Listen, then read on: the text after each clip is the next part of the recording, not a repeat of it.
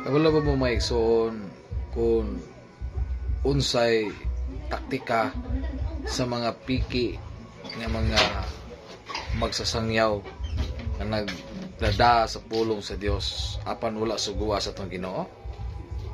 Kabalo ba mo kung unsay ilahang taktika aron nga makakabig sila og mga inosenteng Katoliko?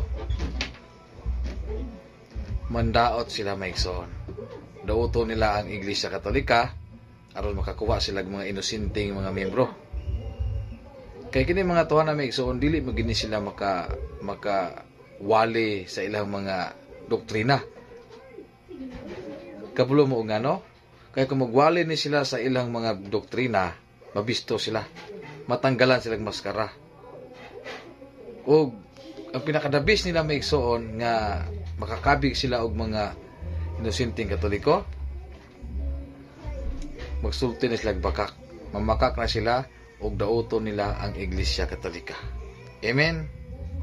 Busa magbantay kita nining mga mini nga mga magtutudlo og mga mini nga mga propeta kay kini gipasidaan na kanato sa atong Ginoong Jesucristo.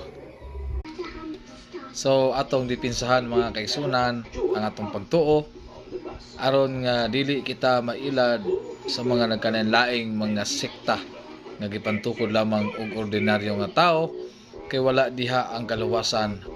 Ang kaluwasan anaa sa matuod nga iglesia nga gitukod sa atong Ginoo nga mao ang Iglesia Katolika.